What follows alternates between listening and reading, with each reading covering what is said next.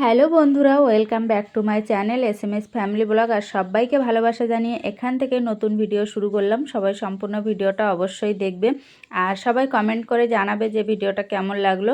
তো চলো ভিডিওটা সবাই সম্পূর্ণ দেখে অবশ্যই কিন্তু কমেন্ট করে জানাবে।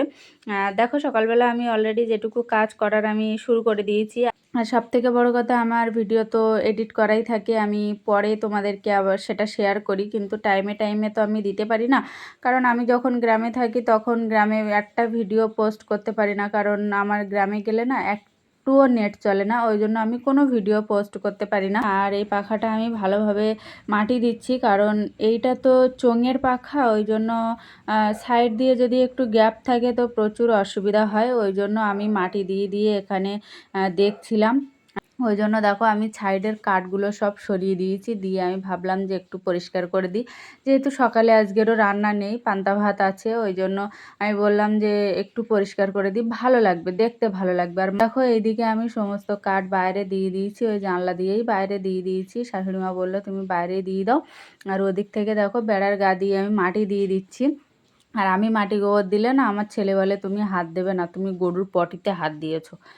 আর তোমাদেরকে আমি দেখাচ্ছি যে প্রথমবার যখন পাখাটা তুলেছিলাম সেইটা তখন কেমন লাগছিল, ঠিক আছে? তো চলো ওইটা আগে দেখে নাও, দেখে তারপরে আবার তোমাদের সামনে আসছি, ঠিক আছে?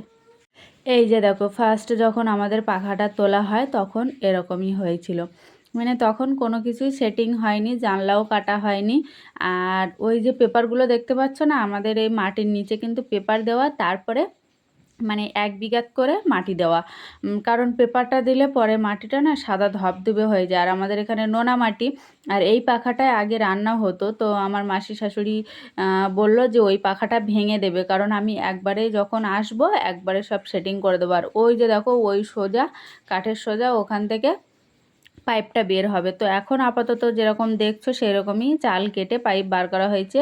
আর এই যে দেখো, আর তখন কিন্তু সাইডে ওই যে একটা পাখায় আমি রান্না করছি না, সেই পাখাটা কিন্তু তোলা হয়নি, এখন দেখো দুটো পাখা আছে। আর তোমরা দেখছো যে এখন জিনিসটা সুন্দর লাগছে, কিন্তু না, এই এখনও বহুত কাজ বাকি, কারণ এই ফেটে যাবে, ফেটে যেয়ে আবার কাঁচি দিয়ে কেটে কেটে আবার সমান করতে হবে, প্রচুর কাজ।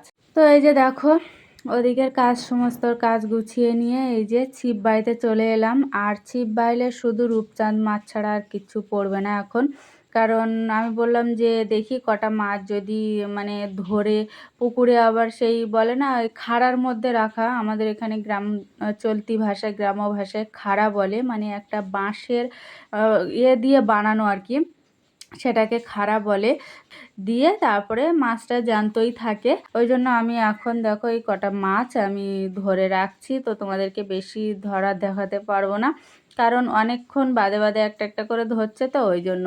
তো আমার কিন্তু চান দান হয়ে গেছে, তো তোমরা কেউ দেখে মনে হবে যে আমার চান হয়ে গেছে।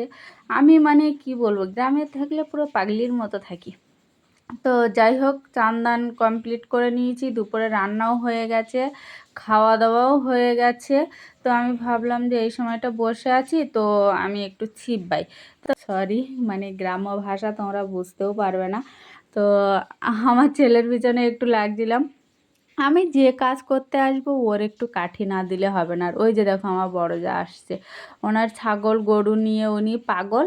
আমি ওই যে কথা বলছিলাম, ওনার ছাগল গরু নিয়ে উনি পাগল। খাওয়া দাওয়ার পরে ওই যে দেখো একটু যে শোবে, রেস্ট নেবে, তাও ওনার নেওয়ার সময় নেই, এরম আর কি। আর দেখো ছিপ বাইতে বাইতে ঘুম পেয়ে যাচ্ছে আমার, আমি না অত ধৈর্য আমার নেই। আমি ছিপ বাইতে গেলে যদি টপ টপ করে মাছ ধরে তো ঠিক আছে, না হলে আমি বাইবো না, ছিপ টিপ ফেলে দিয়ে আমি চলে যাবো, ধুস মাছ ধরে না কিচ্ছু না, আমার ছিপ ফেললেই মাছ ধরতে হবে, এরকম আর কি। তো আমাদের পুকুরে সেটুকু মাছ আছে, মানে ছিপ ফেললেই ধরে, কিন্তু রূপচাঁদটা বেশি ধরে। তো এই যে দেখো আমি ছিপ তুলে দিচ্ছি, আর বাইবো না, কারণ হয়ে গেছে 5টা 6টা হয়ে গেছে, মানে আর লাগবে না কাল।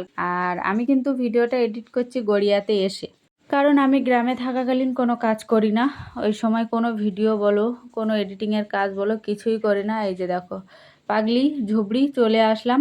তো দেখো তোমরা কতটা মাছ পেয়েছি, এই যে দেখো জলের মধ্যে বোঝা যাচ্ছে না, কিন্তু মাছ পেয়েছি আমি, এগুলো সব রেখে দেবো। তো চলো একবারে সন্ধেবেলা দেখা হচ্ছে। তো গুড ইভিনিং বন্ধুরা সবাইকে।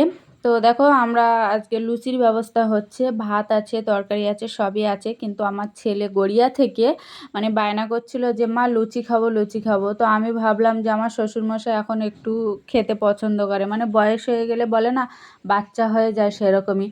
মানে কোথাও ভেড়া মারলে আগে ভেড়ার মাংস আনতে হবে, এরকম। খাসিটা পছন্দ করে না, কিন্তু ভেড়ার মাংসটা খুবই পছন্দ করে। কিন্তু আমি এবার রান্না করে দিয়েছিলাম না, ওনার খুবই পছন্দ হয়েছে। আর আমি মনে হয় বিয়ের পরেই ফার্স্ট টাইম ভালোভাবে মাংস রান্না করলাম।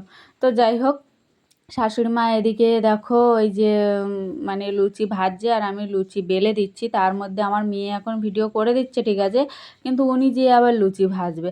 আর আমার ছেলে ডিটো ওর মামার মতনই হয়েছে। আর এগুলো দেখতে পাচ্ছ, এগুলো কিন্তু তালের নদা, মানে যে তাল পিজে যে নদা বের হয় না, সেই তালের নদা। ওইটা কড়াইতে ভালো করে গরম করে টাইট করে ওইভাবে রাখা।